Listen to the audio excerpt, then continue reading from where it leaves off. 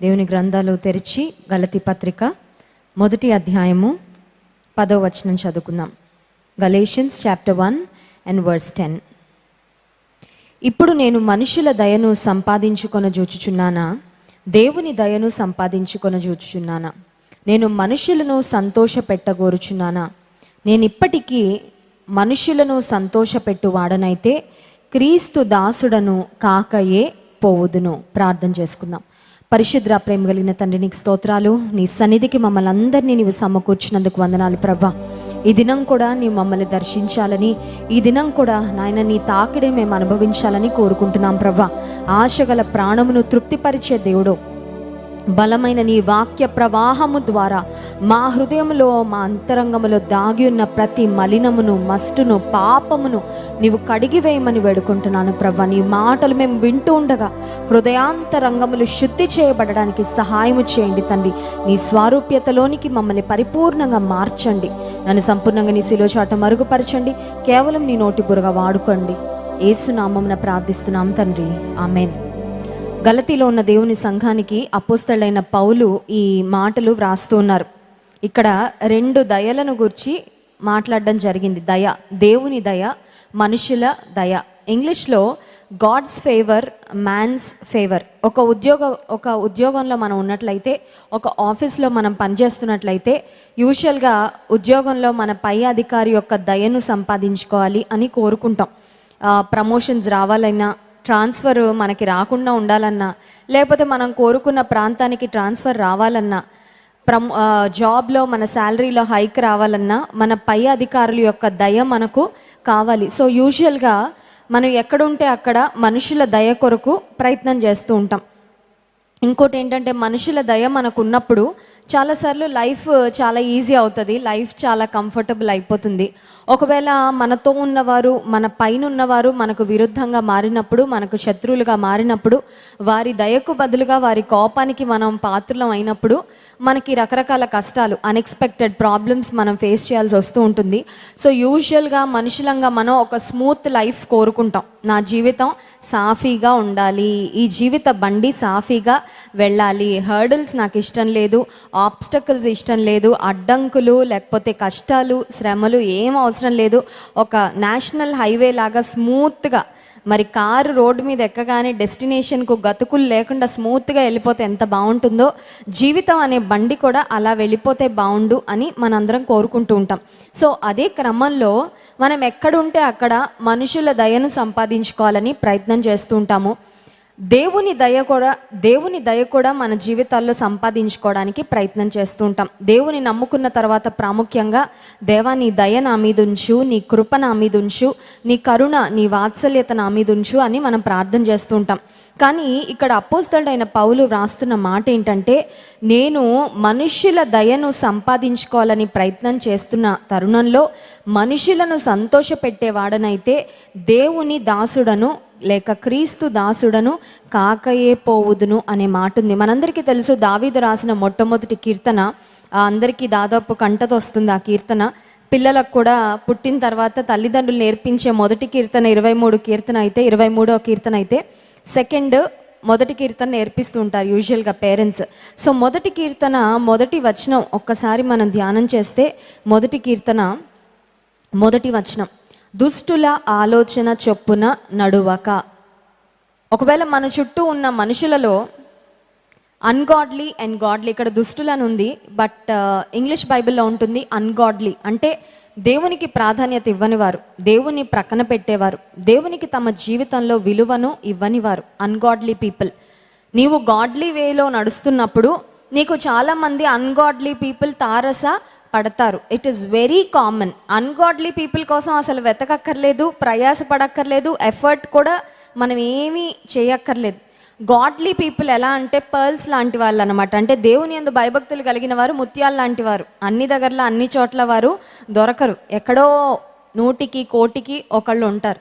కానీ దేవుని యందు భయభక్తులు లేనివారు, అన్గాడ్లీ పీపుల్, దేవునికి ప్రాధాన్యత ఇవ్వని వారు చాలామంది ఈ లోకంలో మనకు తారసపడుతూనే ఉంటారు. సో లోకంలో బ్రతుకుతున్నప్పుడు దుష్టులు ఉంటారు. దుష్టులు అంటే దేవుని ప్రక్కన పెట్టిన వారు తమ స్వంత ఆలోచనల ప్రకారం ముందుకు వెళ్ళేవారు, వారి ఆలోచన చొప్పున నడువక. అంటే అర్థం ఏంటంటే, దుష్టులు చాలాసార్లు మనకి కొన్ని అడ్వైజెస్ ఇస్తూ ఉంటారనమాట, కొన్ని సలహాలు ఇస్తూ ఉంటారు. చూడండి, ఉచిత సలహా అని ఒక మాట వాడుతూ ఉంటారు కదా, మనకి ఆ వర్డ్ తెలుసు, ఉచిత సలహా. ఉచిత సలహా అంటే ఏంటంటే ఫ్రీ కౌన్సిలింగ్ అనమాట. సలహా ఇవ్వడానికి డబ్బులు అక్కర్లేదు కదా. ఒకవేళ మనం రియల్గా సైకాలజిస్ట్ దగ్గరికి వెళ్ళి కౌన్సిలింగ్ తీసుకోవాలంటే డబ్బులు పే చేయాలి. బట్ పక్కన వాళ్ళకి సలహా ఇవ్వడం ఏముంది, కొంతమంది ఫ్రీగా కూర్చొని బోల్డ్ అని సలహాలు ఇచ్చేస్తూ ఉంటారనమాట, నోటికి వచ్చినవన్నీ. అవి ఇంప్లిమెంట్ చేస్తే మంచిదా కాదా అనేది ఆలోచించరు. కొన్నిసార్లు కొంతమంది ఎలా ఉంటారంటే, ఇరుగు పొరుగు వారు ఇచ్చిన సలహాలన్నీ పాటించి జీవితంలో చాలా నష్టపోయేవారు ఉంటారు. కానీ దేవుడు చెప్తున్న మాట ఏంటంటే, ఇక్కడ మొదటి కీర్తనలో, నీవు దుష్టుల ఆలోచన చొప్పున నడవద్దు. దుష్టుల ఆలోచన చొప్పున నడవకపోతే ఏమన్నా ప్రాబ్లం అంటే ఖచ్చితంగా ప్రాబ్లం. దుష్టులు నీ చుట్టూ ఉన్నారు, అన్గాడ్లీ పీపుల్, దేవుణ్ణి ప్రక్కన పెట్టి బ్రతికేవారు ఉన్నారు, సలహాలు ఇస్తున్నారు, నువ్వు ఏ సలహా తీసుకోవట్లేదు, వాళ్ళకి ఏమవుతుంది, చిర్రెత్తిపోద్ది, అంతే కదా, కోపం వస్తుంది. ఇక్కడ ఏమన్నా అంత పని లేక చెప్తున్నాం అనుకుంటున్నారా? సలహాలు, మంచి సలహాలు ఇస్తున్నాం, ఎందుకు పాటించట్లేదు, నా సలహాలు ఎందుకు లెక్క చేయట్లేదు? సలహాలు ఇచ్చేవాళ్ళు ఆ సలహాని మనం పాటిస్తామా లేదా కూడా చాలా జాగ్రత్తగా గమనిస్తుంటారు.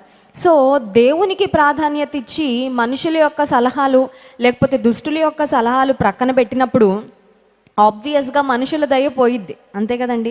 ఆ అన్గాడ్లీ పీపుల్ ఎవరైతే ఉన్నారో వారికి మన మీద మంచి అభిప్రాయం ఉండదు, మనతో స్నేహంగా ఉండరు. అప్పటి నుంచి ఒక రకమైన విరోధం ప్రారంభమవుతుంది.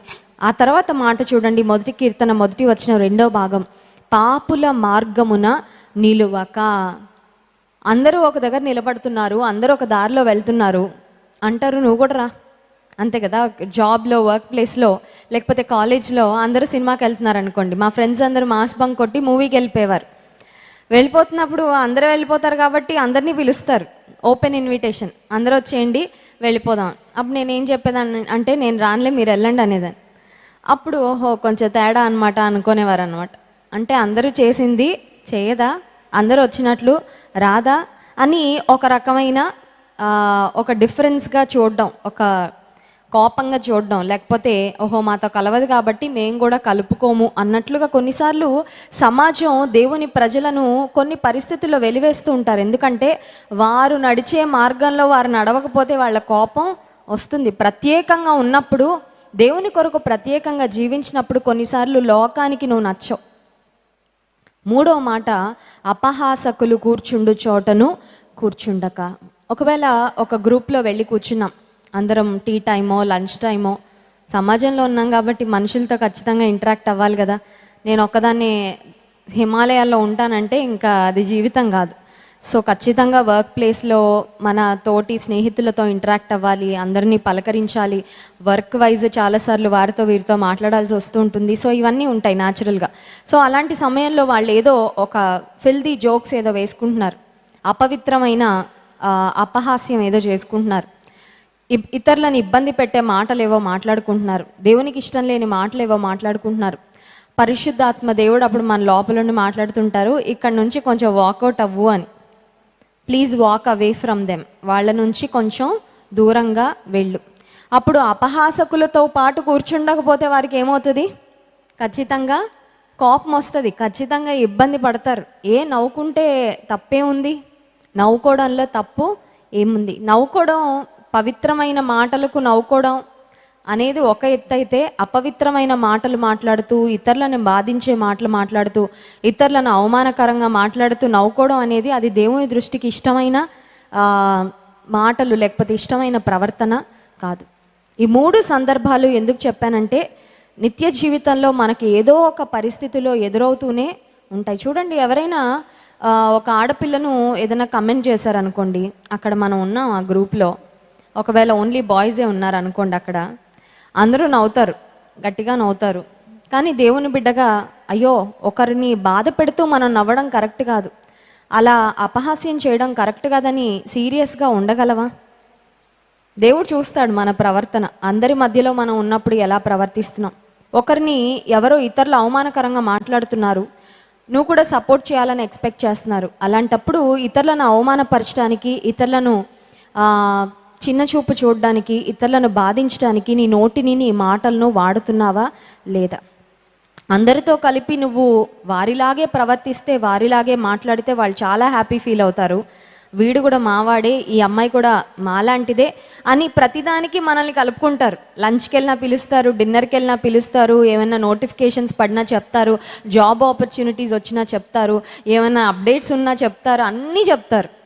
కానీ ఎప్పుడైతే దుష్టుల ఆలోచన చెప్పిన వాళ్ళ సలహాలు పాటించకుండా, వాళ్ళు వెళ్ళే ప్రతి చోటుకు మనం వెళ్ళకుండా, అపహాసకులు కూర్చుండే చోటను కూర్చుండకుండా ఉంటామో, కొన్నిసార్లు మనుషులను మనం సంతోషపెట్టకపోతే ఇబ్బందిగానే ఉంటుంది లైఫ్. కానీ మనుషులను సంతోషపెట్టకపోయినా మన హయ్యెస్ట్ ప్రయారిటీ, మనం అత్యధిక ప్రాధాన్యత దేనికి ఇవ్వాలంటే దేవుని సంతోషపెట్టాలి, దేవుని దయను నేను సంపాదించుకోవాలి. 1 తెస్సలోనిక పత్రిక 2వ అధ్యాయము 4వ వచనంలో కూడా దీని గురించే ఒక in connection to this verse ఇంకొక మాట మనం చూస్తాం. చూడండి, 1 తెస్సలోనిక పత్రిక 2వ అధ్యాయము 4వ వచనం. సువార్తను మాకు అప్పగించుటకు యోగ్యులమని దేవుని వలన ఎంచబడిన వారమై మనుషులను సంతోషపెట్టు వారము కాక మన హృదయములను పరీక్షించు దేవునినే సంతోషపెట్టు వారమై బోధించుచున్నాము. ఇక్కడ కూడా అపోస్తులైన పౌలు చెప్తున్న మాట ఏంటంటే, ఎదుట ఎంతమంది ఆడియన్స్ కూర్చున్నా ఆడియన్స్ ఏం ఎక్స్పెక్ట్ చేస్తారో అది చెప్పడం కాదు ఒక ప్రసంగికుని యొక్క బాధ్యత. దైవజనుడు ఎప్పుడైనా వాక్యం చెప్పడానికి నిలబడినప్పుడు, దేవుని మాటలు మనం అందించడానికి నిలబడినప్పుడు, దేవుడు ఏం చెప్పమంటే అది చెప్పాలి. కానీ we must not say what people like to hear. కొన్నిసార్లు మనుషులు దేవుడు నిన్ను ప్రేమిస్తున్నాడు, నువ్వెంత పాపం చేసినా దేవుడు నిన్ను క్షమిస్తాడు, ఎలా బ్రతికేసినా పర్వాలేదు, నీ లైఫ్ చాలా బాగుంటుందని చెప్పారనుకోండి, ఆ మాటలు చాలా బాగా నచ్చుతాయి. పాపం గురించి, తీర్పును గురించి, మిమ్మల్ని మీరు పరీక్షించుకోండి, మీ జీవితాన్ని సరిచేసుకోండి అనే మాటలు చాలాసార్లు మనకు అంత ఇంపుగా అనిపించవు. నా లైఫ్కి ఏ మోడిఫికేషన్ చేసుకోవడం నాకు ఇష్టం లేదండి, దేవుడినే మోడిఫై అవ్వమని చెప్పండి నాకు తగినట్లు. చూడండి, కొన్నిసార్లు మనం మారం, దేవుడినే మార్చాలని ప్రయత్నం చేస్తాం. కొంతమంది దేవుని వాక్యాన్ని వారికి అనుకూలంగా ట్విస్ట్ చేసుకోవాలని ప్రయత్నం చేస్తారండి. దేవుని వాక్యం ఒక మోల్డ్ లాంటిది, ఒక అచ్చు లాంటిది. చూడండి, కొన్ని మోల్డ్స్లో మనం ఏదైనా పిండి వేస్తే ఆ పిండి వంటలు ఏవైతే మనం తయారు చేస్తామో ఆ పర్టిక్యులర్ షేప్లో, ఆ పర్టిక్యులర్ డిజైన్లో బయటకు వస్తాయి. కేక్ ఒక అవెన్లో పెడితే ఆ పాత్రలో దేనిలో అయితే ఆ ఫ్లవర్ వేస్తామో ఆ మోల్డ్ దాని యొక్క షేప్ని బట్టి ఆ కేక్ మనకి వస్తూ ఉంటుంది. దేవుని వాక్యం కూడా ఒక అచ్చు లాంటిదే, దానికి మనల్ని ఫిట్ చేసుకోవాలి. ఏం కట్ చేయాలో, ఏం ట్రిమ్ చేయాలో, ఏం తీసి పడేయాలో అవన్నీ చేసుకున్నప్పుడే మనం దేవుని వాక్యంలో, దేవుని వాక్యపు విలువల ప్రకారం మనం మన లైఫ్ ఫిట్ అవుతుంది. చాలాసార్లు మన ఆలోచన విధానం ఎలా ఉంటుందంటే, నన్ను నేను మార్చుకోవడం చాలా కష్టం. అన్నిట్లో కష్టమైంది ఏంటంటే మనకి చేంజ్ కదండి. కొంతమంది ఇల్లు ఎంత ఇరుకైపోయినా కొత్త ఇంట్లోకి మారడానికి ఇష్టపడరు. ఎందుకో తెలుసా? చేంజ్ అంటే ఇష్టం. ఏదేమైనా సరే కింద మీద పడి ఇక్కడే ఉంటాను, కానీ అమ్మో నాకు చేంజ్ అంటే భయపడిపోతూ ఉంటారు కొంతమంది. మార్పు అనేది ఇష్టం ఉండదు. కానీ యేసుక్రీస్తు ప్రభు చెప్పిన మాట ఏంటంటే, ఎవడైనా నువ్వు క్రీస్తునందున్న ఎడల వాడు నూతన సృష్టి అంటే అర్థం ఏంటంటే మార్పు చెందుతూనే ఉండాలి. నేను మారిపోయానండి, ఇంకా మారడానికి ఏమీ లేదంటే మారుతానే ఉండాలి. ఇంకా నేను మారడానికి ఏం లేదన్నామంటే మనం ఇంట్లో చాలా అందరినీ ఇబ్బంది పెట్టే వ్యక్తులం మనమే అవుతాం అన్నమాట. ఎవరైతే స్టబ్బర్న్గా ఉంటారో, మార్పు లేకుండా, మార్పు చెందకుండా ఉంటారో, వారు ఇతరులను అందరినీ బాధిస్తూ ఉంటారు. ఒక ముండ్ల చెట్టు వలె. చూడండి, ముండ్ల చెట్లు ఉంటాయి, వాటి దగ్గరకు ఎవరైనా వెళ్ళినా గుచ్చుకుంటాయి. గాలొచ్చి గమ్మున అవి ఎవరి మీదన్నా పడినా సరే ఏమవుతుంటాయి? కొన్నిసార్లు మనం ఒక ఒలీవ చెట్టులాగా మంచి ఒలీవ పండ్లిచ్చి ఇతరులకు ప్రయోజనకరంగా ఉండాల్సింది బదులు ఇతరులను అన్ని విషయాల్లో బాధిస్తూ ఉంటాం. We start making people feel uncomfortable, we start hurting other people. మన యొక్క మాటల ద్వారా, మన ప్రవర్తన ద్వారా కొన్నిసార్లు ఇతరులను మనం బాధిస్తూ ఉంటాం, ఇబ్బంది కలుగజేస్తూ ఉంటాం. కానీ ఎప్పుడైతే దేవుని వాక్యానుసారంగా మన జీవితాన్ని మలుచుకుంటామో అప్పుడు మనం ఇతరులకు ప్రయోజనకరంగా, ఇతరులకు ఆశీర్వాదకరంగా మనము మారగలం. కనుక ఈ రాత్రికాల సమయంలో పరిశుద్ధాత్మ దేవుడు నిన్న మొన్న మనము పరీక్షించుకొనుటను గురించి జ్ఞాపకం చేసుకున్నాం. మొన్నటి దినానేమో దేవుడు పరీక్షిస్తాడు, ఒక దినాన మన జీవితాన్ని, మన పనిని, మనం ఆయన కొరకు చేసిన వాటన్నిటిని ఆయన పరీక్షిస్తాడు అని మొన్నటి దినాన్ని ధ్యానం చేసాం. నిన్నటి దినానేమో మనల్ని మనమే పరీక్షించుకుంటే మనము తీర్పు పొందకై ఉంటాము అనే మాటను నిన్నటి దినం ధ్యానం చేసాం. ఈరోజు పరిశుద్ధాత్మ దేవుడు మన జ్ఞాపకం చేసే మాట ఏంటంటే, మనుషుల దయను సంపాదించుకొని చూచుచున్నావా, దేవుని దయను సంపాదించుకొని చూచున్నావా? మన అట్మోస్ట్ ఇంపార్టెన్స్, మనం ఇవ్వవలసిన ప్రాధాన్యత, ప్రామినెన్స్ దేనికంటే దేవుని దయనే నేను సంపాదించుకుంటాను. ఒకవేళ దేవుని మాటకు విధేయత చూపించే క్రమంలో నా స్నేహితులందరూ నాకు శత్రువులు అయిపోయినా పర్వాలేదు, ఎవరు నాతో మాట్లాడకపోయినా పర్వాలేదు, ఒకవేళ ఒంటరితనాన్ని ఎదుర్కోవాల్సి వచ్చినా పర్వాలేదు, ఒకవేళ అవమానకరమైన మాటలు ఫేస్ చేయాల్సి వచ్చినా పర్వాలేదు, నేను దేని కొరకైనా సిద్ధమే. కానీ నా దేవుని దయను సంపాదించుకోవడం కంటే నాకు ఇంకోటి ఇంపార్టెంట్ ఏది కాదు. దానియేలు మనం జ్ఞాపకం చేసుకుంటే బబులోను దేశానికి వెళ్ళిన తర్వాత యాక్చువల్గా దానియేలు, షద్రక్, మెషక్, అబేద్నెగోలు ఏమనుకోవాలంటే, ఇక మనకు దిక్కు అంటూ ఉంటే బబులోన్ రాజే. తల్లిదండ్రులు లేరు, ఇంకా గాడ్ ఫాదర్ లేరు, వాళ్ళకి సపోర్ట్ చేసే ఫైనాన్షియల్గా కానీ లేకపోతే ఏ ఆస్పెక్ట్లో మారల్ సపోర్ట్ వాళ్ళకి ఇవ్వడానికి కూడా ఎవ్వరు లేరు. There was no one to look after them. వాళ్ళు యాక్చువల్గా ఏమనుకోవాలంటే కాంప్రమైజ్ అయిపోవాలి. మనకి ఇంకా దిక్కు ఈ బబులోను రాజే, ఆయన దయ మనకు ఉండడం కోసం ఆధ్యాత్మిక విలువలన్నిటినీ కాంప్రమైజ్ అయిపోవాలి. యాక్చువల్గా దానియేలు, షద్రక్, మెషక్, అబేద్నెగోలు కానీ వారు ఆహారం దగ్గర కాంప్రమైజ్ అవ్వలేదు, పెద్ద విగ్రహాన్ని నిలబెట్టి దానికి మొక్కమంటే కాంప్రమైజ్ అవ్వలేదు, 30 దినాలు రాజుకు తప్ప మరి ఏ దేవునికి ప్రార్థన చేయకూడదంటే కూడా కాంప్రమైజ్ అవ్వలేదు. దేవుని దయ కావాలి, దేవుని దయ కావాలి, రాజు దయ మాకు లేకపోయినా పర్వాలేదు అనుకున్నారు. అప్పుడు రాజు ఏం చేశాడు? రాజు ఏం తక్కువడు కాదు, మీకు నేను ఎక్కువ మీ దేవుడు ఎక్కువ అని పెద్ద పెద్ద పనిష్మెంట్లు ప్లాన్ చేశాడు. ఎంత పనిష్మెంట్ ప్లాన్ చేసినా, ఎంత గొప్ప శిక్షను విధించాలని వారిని భయపెట్టినా, ఆఖరికి అగ్నిగుండంలో పడేస్తున్నప్పటికీ వారు ఏమాత్రము కొంచెం కూడా జడియలేదండి, జంకలేదు, చాలా ధైర్యంగా ఫేస్ చేశారు. కారణం ఏంటంటే, మా దేవుని దయ మాకు తోడుగా ఉంటే ఎటువంటి పరీక్ష ఎదురైనా ఆ పరీక్షలో ఉండి చాలా సక్సెస్ఫుల్గా మేము బయటకు వస్తాము. మా దేవుడు మమ్మల్ని రక్షించుటకు సమర్థుడు అనేది దానియేలు గ్రంథంలో ఎక్కడ చూసినా దేవుడు దానియేలును అతని స్నేహితులను ఫెయిల్ చేయలేదండి. Jesus never fails. దేవుడు ఎప్పుడు మనల్ని ఫెయిల్ చేయడు. ఆయన పక్షంగా మనం నిలబడితే, ఆయన కొరకు నిలబడితే, ఆయన దయను సంపాదించుకోవాలని మనం ప్రయాసపడితే దేవుడు ఎన్నడూ మనల్ని తలదించుకునేటట్లు చేయడు. ఒకవేళ శ్రమల కొలిమిలోకి పంపించిన శుద్ధ సువర్ణం వలె మార్చి బయటకు తీసుకొస్తాడు. ఆయన మహిమార్థమై మనల్ని నిలబెడతాడు. కనుక ఈ రాత్రికాల సమయంలో మరొకసారి తీర్మానం తీసుకుందాం. హృదయాలను పరీక్షించే దేవుడు, అంతరంగాన్ని చూసే దేవుడు, మన యొక్క మనస్సును ఎరిగిన దేవుడు, మన తలంపులను ఎరిగిన దేవుడు, అన్ని విషయాల్లో ఆయనను మాత్రమే సంతోషపెడుతూ ఈ లోకంలో మనుషులను సంతోషపెట్టే క్రమంలో దేవుణ్ణి మనం కాంప్రమైజ్ అవ్వకుండా, దైవికమైన విలువలు లేక వాక్య విలువలకు విరుద్ధంగా మనం ప్రవర్తించకుండా ఒక మంచి తీర్మానం తీసుకుందాం. అటువంటి తీర్మానంలో దేవుడు మనల్ని స్థిరపరచునుగాక. ఆమెన్. లేచి నిలబడండి, దేవుని స్తుతించి ఆరాధించుకుందాం.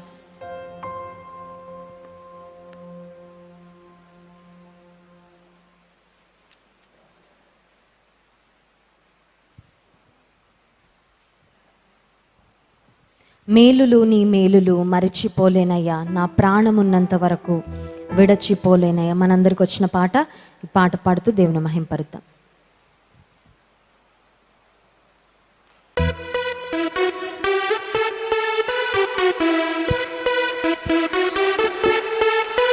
వచ్చిన వారందరూ గట్టిగా చప్పట్లు కొడదామండి. ఎంతమంది ఉన్నామన్నది ప్రాముఖ్యం కాదు, కానీ దేవుడు మన ఒక్కొక్కరిని చూస్తున్నాడు.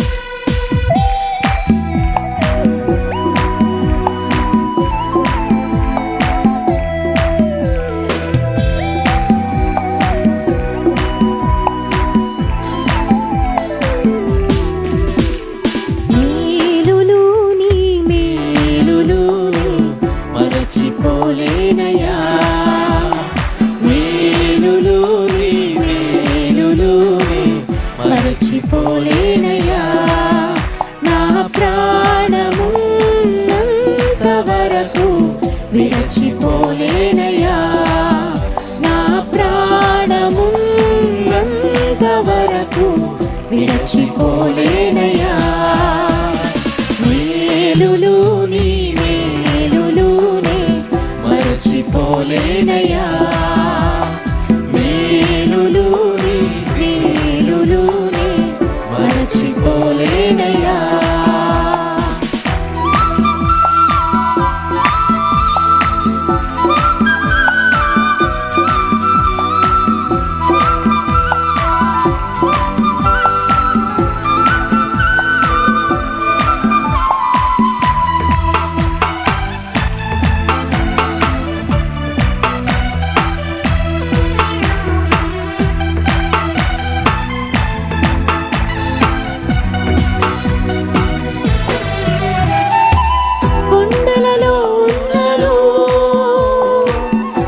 మరచిపోలేదయ్యా.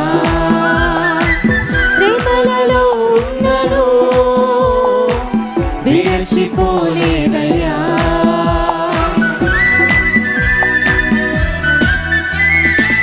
కొండలలో ఉన్నను మరచిపోలేదయ్యా. శ్రమలలో ఉన్నను విడచిపోలేదయ్యా.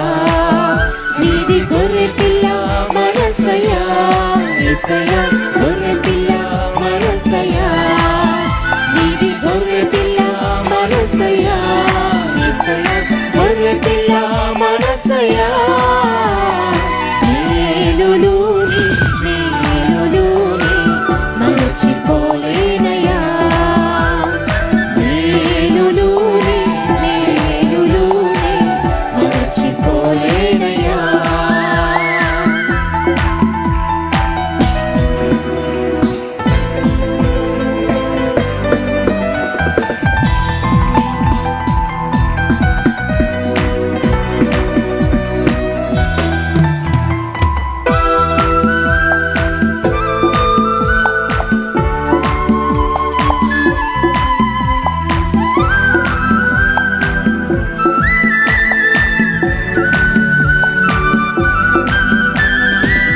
అగ్నిలో ఉన్నను కాలిపోలేదయ్యా.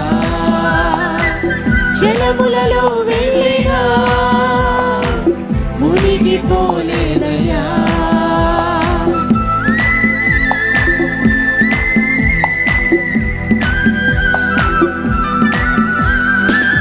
అగ్నిలో ఉన్నను కాలిపోలేదయ్యా. జలములలో వెళ్ళినా మునిగిపోలేదయ్యా.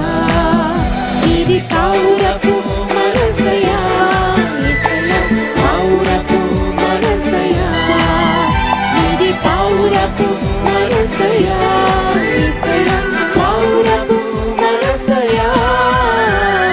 మేలులుని మేలులుని మరచిపోలేనయ్యా. కలిసి పాడదాం. మేలులుని మేలులుని మరచిపోలేనయ్యా. నా ప్రాణమున్నంత వరకు విడిచిపోలేనయ్యా. నా ప్రాణమున్నంత వరకు విడిచిపోలేనయ్యా. మేలులుని మేలులుని మరచిపోలేనయ్యా. మేలులుని మేలులుని మరచిపోలేనయ్యా. హల్లెలూయా. అందరం కళ్ళు మూసుకొని రెండు చేతుల ఆకాశం వైపెత్తి జీవనదిని నా హృదయంలో ప్రవహింపచే ప్రభా. Lord let living waters flow. నాలో ఉన్న శరీర క్రియలు, నాలో ఉన్న పాపము, నాలో నీకు అయిష్టమైనవి ఏవైతే ఉన్నాయో వాటన్నిటిని తొలగించయ్యా. ఎండిన స్థితిని తొలగించు ప్రవ్వా. ఫలించే వ్యక్తిగా నన్ను చేయి తండ్రి. నన్ను నేను నీకు సమర్పించుకుంటున్నాను ప్రవ్వా.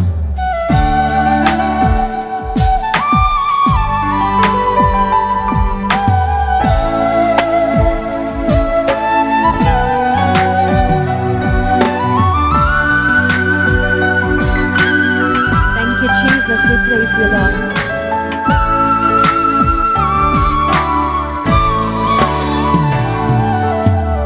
జీవనదిని నా హృదయములో ప్రవహింపచేయుమయ్యా.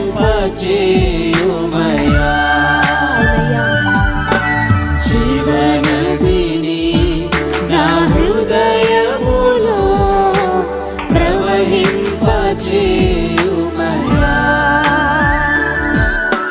శరీర క్రియలన్నీయు నాలో నశింపచేయుమయ్యా.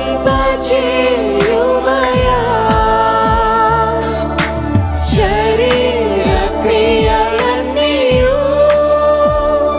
నాలో నశింపచేయుమయ్యా.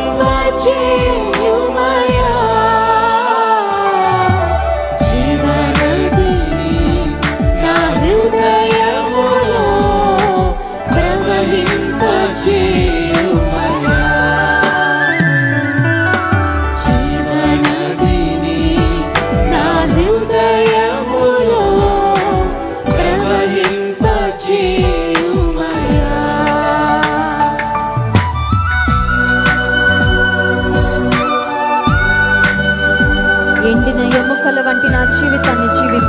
ప్రభా. నీ జీవ వాయువును నా మీద కూదు తండ్రి.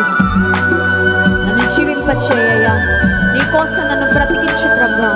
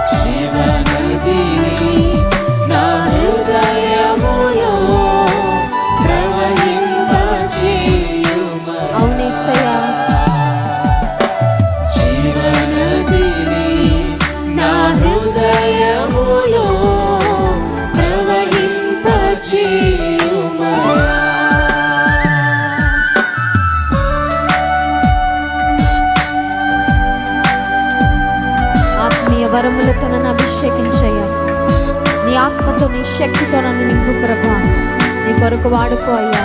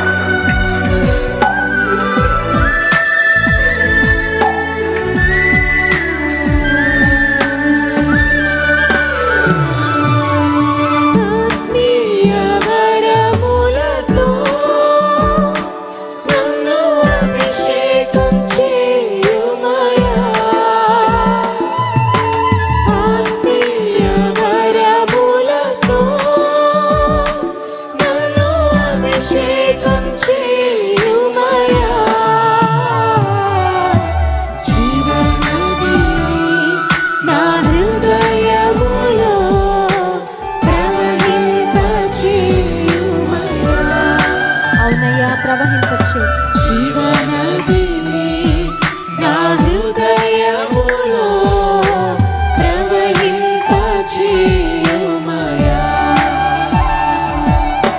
హల్లెలూయా ఆమేన్ ఆమేన్ హల్లెలూయా ఆమేన్ హల్లెలూయా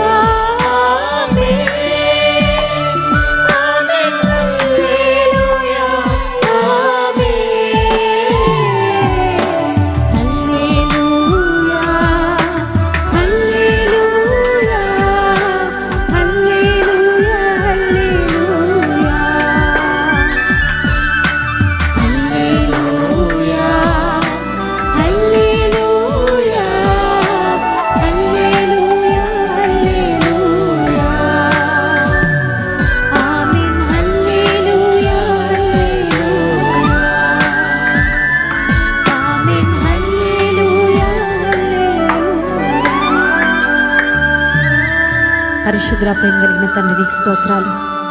నేనిచ్చు నీళ్లు త్రాగువాడు ఎన్నడూ దప్పికొనడని సెలవిచ్చావు ప్రభా. జీవ జలముల ఊట నీవే తండ్రి.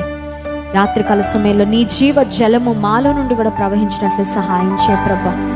నిన్ను ఎరుగక రక్షణ లేక ఎంతమంది దప్పికతో ఎండమావులను వెతుకుతూ ఈ లోకంలో తిరుగులాడుతున్నారో ప్రభా. నిజమైన జీవ జలము మా దప్పికను, మా దాహమును, మా ఆకలిని తీర్చగలిగిన నిన్ను అనేక మంది తెలుసుకోవడానికి సహాయం చేయ ప్రభా. ఈ రాత్రి కాల సమయంలో అనేక మంది ప్రభా నీ మాటలు, నీ సువార్తను విని నీ వాక్యమునకు స్పందించడానికి సహాయం చేయండి. గొప్ప కార్యములు నీవు చేయ ప్రభా. శత్రువు యొక్క ప్రతి కార్యమును యేసు నామములో నీవే లయపరచమని వేడుకుంటున్నాము తండ్రి. బలమైన నీ ఆత్మ కార్యములు ఈ రాత్రికాల సమయంలో మేమందరము చూచినట్లు సహాయం చేయ ప్రభా. బలమైన నీ ఆత్మ అభిషేకమును క్రైస్ట్ వర్షిప్ సెంటర్లో నీ ఉంచినందుకు, నింపినందుకు స్తోత్రాలయ్యా. ఎంతమంది లైవ్ కార్యక్రమాన్ని ఆయా ప్రాంతాల నుండి చూస్తున్నారో వారందరూ కూడా నీ యొక్క దైవికమైన స్పర్శను అనుభవించడానికి సహాయం చేయమని వేడుకుంటున్నామయ్యా. ఎండిన భూమి వంటి మా జీవితాలు, ఎండిన బీడు భూముల వంటి మా హృదయాలను నీ వాక్యపు విత్తనాల చేత నాయన నీవే తడుపుమని, నాటుమని వేడుకుంటున్నాను ప్రభా. ఆత్మ ఫలమును ఫలిస్తూ ఆత్మ వరములతో నింపబడుచు నీ మహిమ కొరకు మేము వాడబడినట్లు నీవే సహాయము చేయమని వేడుకుంటూ, ఘనత మహిమ ప్రభావము స్తుతి నీకే చెల్లిస్తూ, మమ్మల్ని ప్రేమించి మా కొరకు ప్రాణం పెట్టి మమ్మల్ని రక్షించి మా కొరకు మరణాన్ని జయించి తిరిగి లేచి తిరిగి రానున్న యేసయ్య నామమున ఈ స్తుతి ఆరాధన మీకే సమర్పిస్తున్నాము తండ్రి. ఆమేన్.